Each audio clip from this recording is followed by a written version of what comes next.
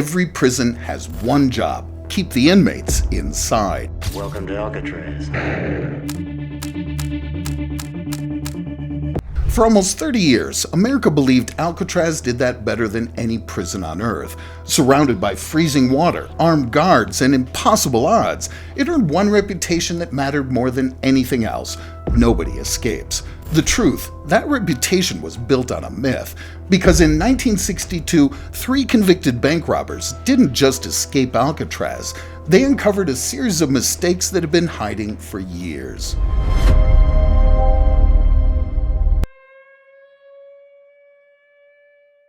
June 12, 1962, 7 a.m., roll call. A guard makes his morning rounds, waking up the prisoners, but Frank Morris, John Anglin, and his brother Clarence do not respond. The guard is annoyed. The prisoners know the drill, yet they lie in their beds unresponsive. He doesn't have time for their tomfoolery, so he prods Frank Morris's head. To his greatest surprise, the head rolls off the bed, completely decapitated. Except it wasn't a head, it was a dummy. By 7:15 a.m., the shocking truth dawns on Alcatraz. The prisoners have escaped. The prison immediately goes into full lockdown. The clock is running, and there's almost no time to find the escapees. Acting Warden Arthur Dollison doesn't have a plan because a breakout here was never supposed to be possible. He orders a full sweep of the prison grounds. They sweep through every perimeter, every shadow for these men who shouldn't be able to disappear. But no sign of them. The search widens to the bay itself. Hundreds of soldiers, 35 military officers, and teams of bloodhounds fan out across the surrounding bay area. Yet by 7:28 p.m., all their efforts remain futile. 3 men have vanished from the most escape-proof prison on Earth, and the more officials investigate, the less this looked like an impossible breakout, because Alcatraz hadn't been beaten in a single night.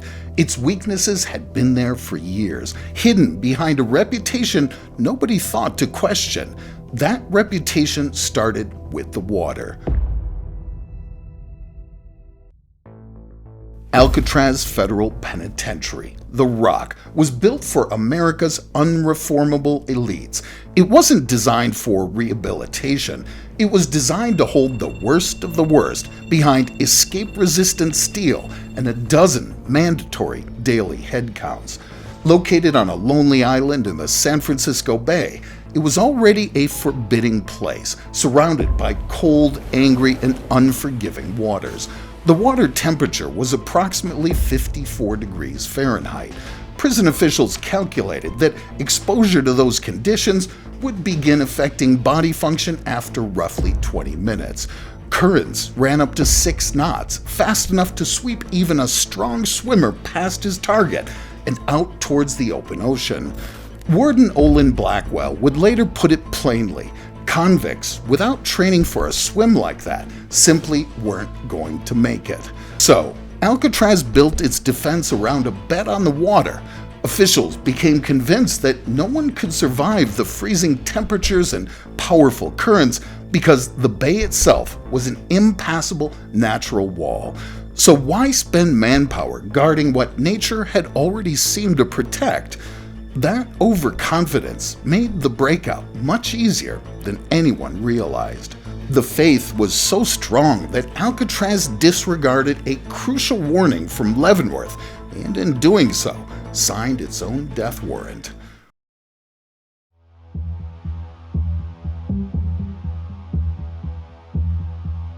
The warning had a name attached to it: the Anglins. None of Alcatraz's inmates were more infamous than the Anglin brothers, not because they were especially dangerous, but because they were inseparable and disturbingly good at escaping. No prison had managed to keep them apart or keep them in. Yeah, man, we just really tight, you know? I think we'd be twins if Pops had better timing. Look, we love our freedom, okay? I mean, who doesn't? That bread box thing in Leavenworth, we were just trying to go sightseeing for a couple of days. They didn't have to be so nosy. The escape failed, but it made something clear. These two were not ordinary inmates. Every facility they'd passed through had struggled to hold them, so authorities made a drastic call. John and Clarence were shipped off to Alcatraz in 1960 and 1961 with a direct warning from Leavenworth attached: don't house these brothers near each other. Warden Olin Blackwell brushed the warning aside. Nothing the Rock couldn't handle, he figured. The brothers ended up in adjoining cells anyway. Alcatraz wasn't even that bad. I got to be with my homie every day. Big ol' Olin did us a solid. It would have been way harder getting out without Clarence right next door. One ignored memo removed one of the biggest obstacles to any escape plan: assembling a team you could rely on. And as fate would have it, they ran into the evil genius Frank Morris and the troublesome Alan West, familiar faces from prior penitentiaries. Together, they began building something Alcatraz had never seen coming. Meanwhile, none of them knew it yet, but their most valuable accomplice wasn't a fellow inmate.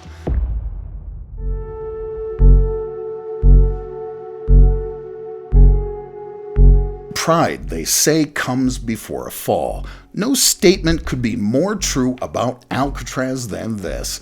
Less than 3 decades after it became a penitentiary, the place was already falling apart from within, ravaged by the very elements that gave it its reputation. The saltwater surrounding the island turned out to be its greatest strength and its Achilles heel.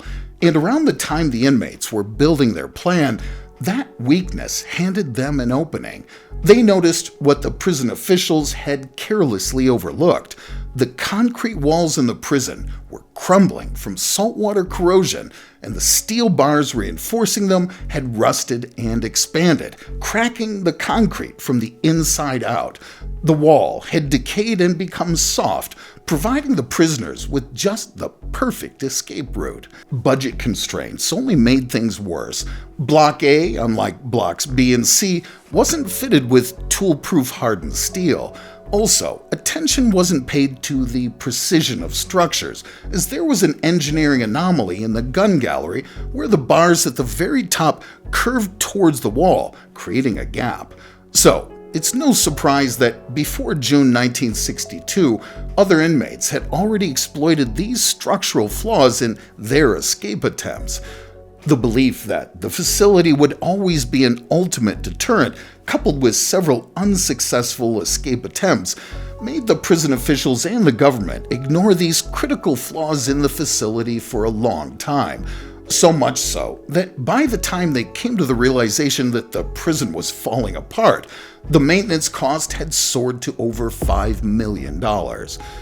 Well, crumbling walls are one thing, but Alcatraz's ultimate act of self-sabotage was a stroke of absolute genius. They handed the prisoners maintenance access, effectively giving them the exact weaknesses of the fortress holding them.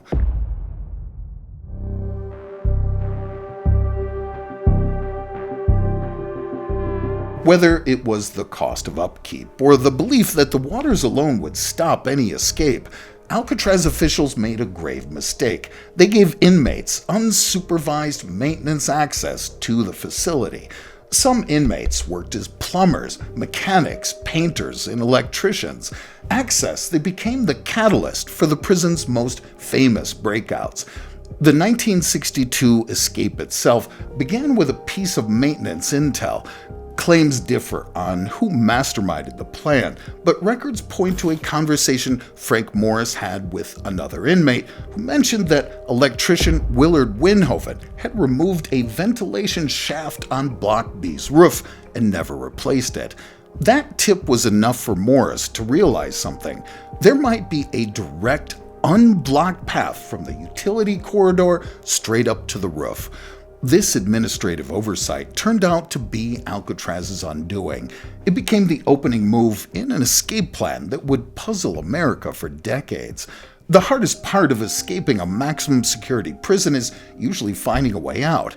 Alcatraz had already left one waiting for them. It's often argued that prison work prepares inmates for future freedom. In Alcatraz's case, that freedom wasn't the kind officials had in mind. Warning signs had surfaced previously, tied to inmates working on the prison's maintenance team, and they'd been ignored. In the 1946 Battle of Alcatraz, inmate plumber Bernard Paul Coy used his access to maintenance tools to build a makeshift bar spreader, bending the gun gallery bars during a failed breakout attempt. You'd think this would push guards to tighten surveillance. It didn't. Eventually, Frank Morris, John and Clarence Anglin, and Alan West would exploit that same loophole to pull off an escape that remains one of America's greatest unsolved mysteries. Alan West's unsupervised maintenance access compromised prison security in several ways. Maintenance workers were among the few inmates with unrestricted run of the facility, free to scout the perimeter unnoticed. West's job as a painter led him to discover the previously mentioned vent shaft leading to the roof. That same job let him camouflage the operation, mixing and matching paint for the drilled vents, the papier-mâché heads, and the rooftop workshop.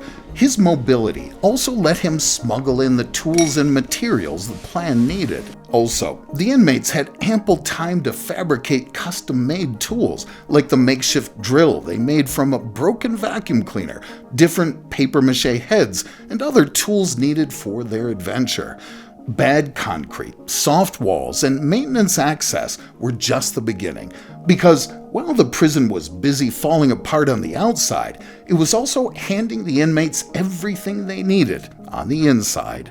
The greatest help the 1962 escapees ever got came from the guards themselves, who willingly handed over the blueprints, tools, and camouflage that fine-tuned the entire plan. The first security lapse involved something as harmless as reading materials. Alcatraz let inmates request magazines and other reading material, a good initiative undercut by one problem: the guards never scrutinized what was actually in them. Frank Morris, the mastermind behind the plan, exploited this loophole to gather the resources he needed.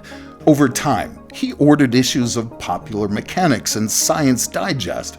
From the March 1962 issue of Popular Mechanics, he learned how to build life vests from an article titled "Your Life Preserver, How Will It Behave If You Need It?"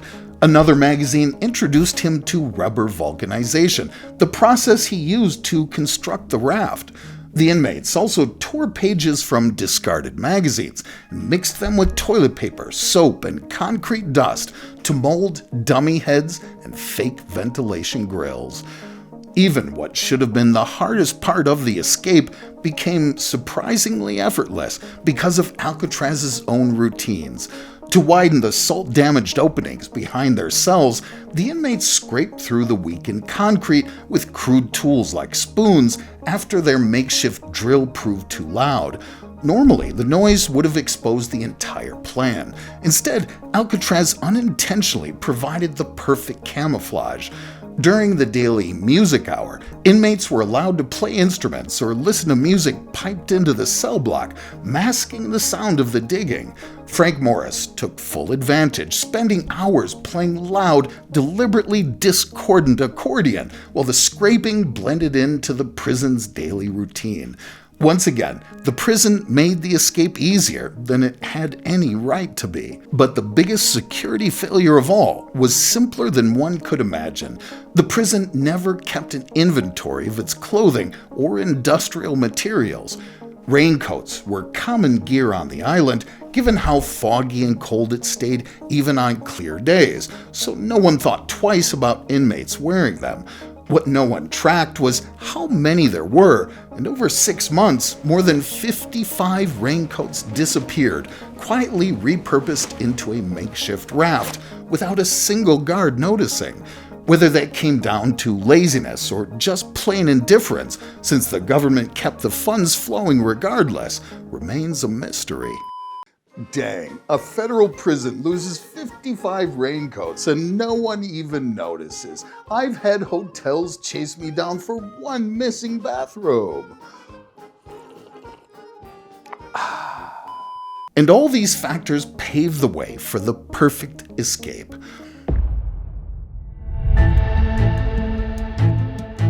On the night of June 11th, 1962, the inmates decided it was time to sail to freedom. Right after the nightly lockdown head count, they laid their dummy heads on their beds just as they had for months and tucked bundles of clothes under their blankets to mask their absence. At around 10 p.m., Frank Morris and the Anglin brothers pulled away the fake cardboard grates beneath their sinks and squeezed into the utility corridor behind the cell block, then climbed the plumbing pipes up to the roof. There, they grabbed their gear and used a makeshift tool to bend the rivets on a massive ceiling ventilator fan, prying open a gap just wide enough to crawl through onto the prison roof.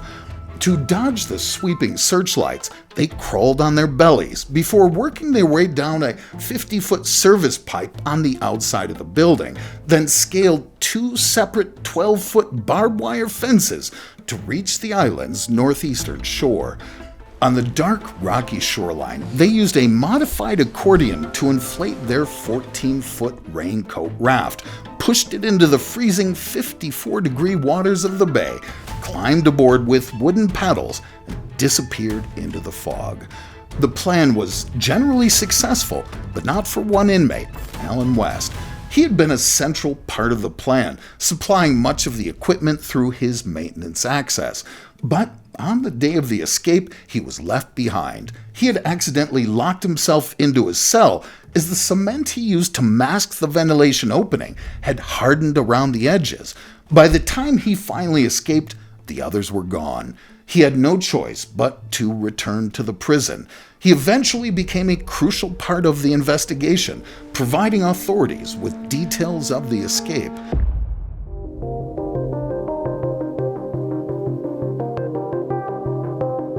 To this day, the mystery of the Alcatraz escape has not been solved. The men were never found, nor were their bodies. The authorities concluded that the men drowned at sea and closed the files. However, there are many who believed and hoped that this was not the case. Computer simulations by Dutch scientists fueled these hopes. What's even more striking is that less than a year after the escape, on March 21st, 1963, Alcatraz officially closed down due to high operating costs. Many found this suspicious, claiming it was merely a cover for their shame. Their impenetrable fortress had been breached. As a matter of fact, the Anglin brothers' nephew, David Widner, accused the FBI of closing the case prematurely because admitting Alcatraz had been beaten was something the Bureau simply could not afford to do publicly. Another piece of evidence bolstering this fact is a letter received by the FBI claiming to be from one of the escaped men, but the case wasn't pursued because the FBI labeled the evidence inconclusive. Looking back, escaping Alcatraz has never really been an issue. In its 29 active years, there were a total of 14 escape attempts. Frank Morris and the Anglin brothers didn't need to crack a flawless code. They just had to wait for a legendary fortress to defeat itself. Escaping the prison turned out to be the easy part. The real mystery is whether they survived the swim.